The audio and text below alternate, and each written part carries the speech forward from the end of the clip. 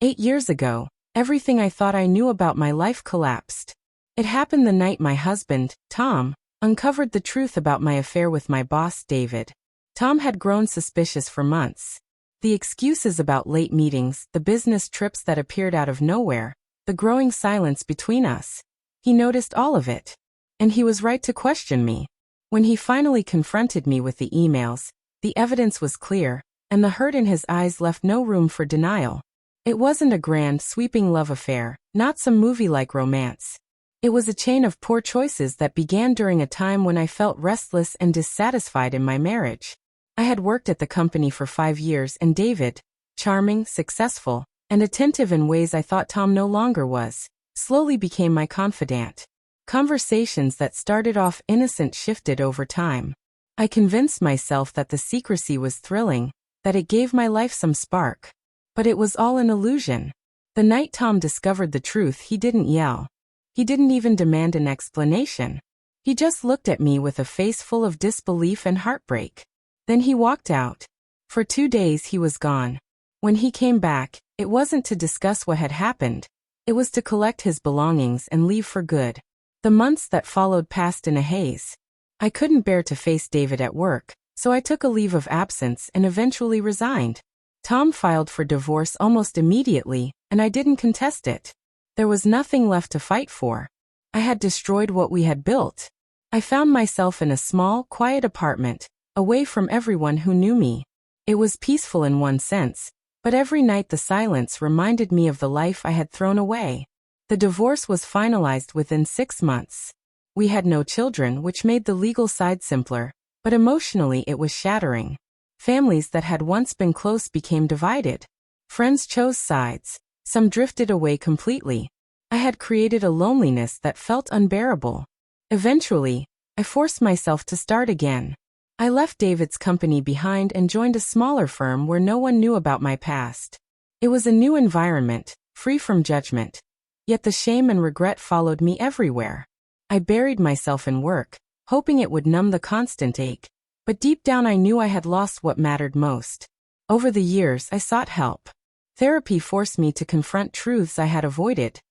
The affair wasn't truly about David.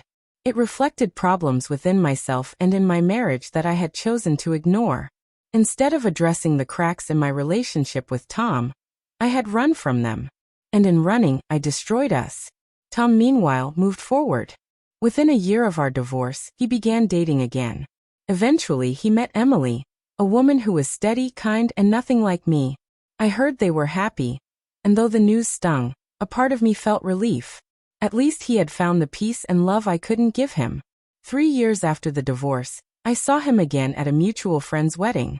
It was the first time our paths had crossed since that terrible night. We exchanged a few polite words, but there was a distance between us that couldn't be bridged. In his eyes, I caught a flicker of the old pain, and my guilt came rushing back with full force. The years since have been about trying to understand myself and to heal. Therapy continues, and I eventually joined a support group where people gathered to share their experiences with infidelity. Some betrayed, others, like me, the ones who betrayed. Speaking my story out loud, hearing others share theirs, has helped me see my mistakes more clearly. Still, forgiveness, his and mine, remains elusive. And every day, I live with the reminder of what I lost because I chose escape over honesty. Listening to other people share their experiences opened my eyes in a way I hadn't expected.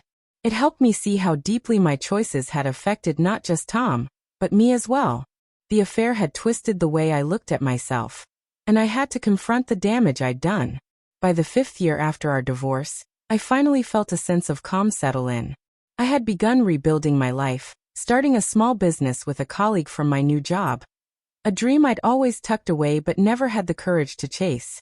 It wasn't a substitute for the life I had thrown away, but it was the foundation of something new.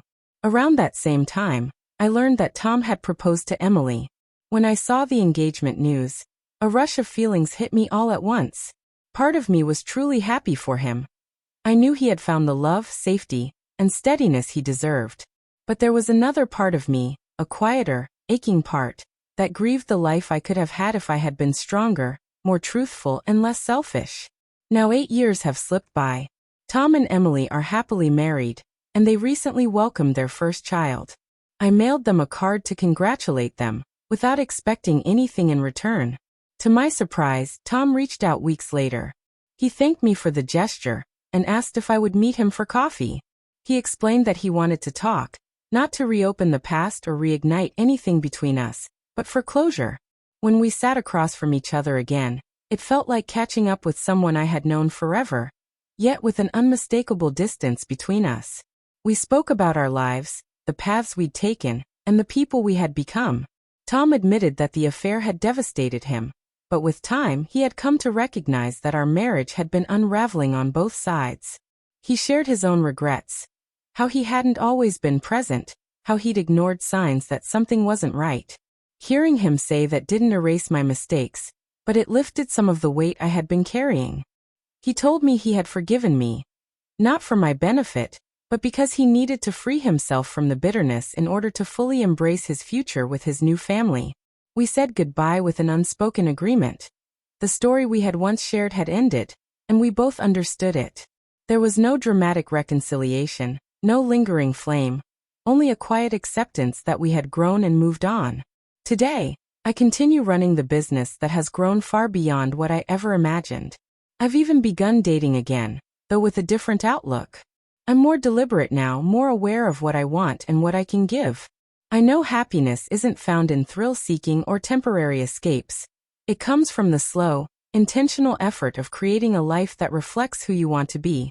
Looking back, the affair was the worst mistake I ever made. Yet it forced me to confront truths about myself I might never have faced otherwise. I'm not the same person I was 8 years ago, and for that I'm thankful. I've learned to be honest with myself, to accept my flaws, and to grow into someone better. I can't rewrite the past, and the weight of my choices will always be with me. But that burden has grown lighter with time. In losing my marriage, I uncovered something even more meaningful, a deeper understanding of myself. And sometimes that's the hardest, yet most valuable, discovery anyone can make.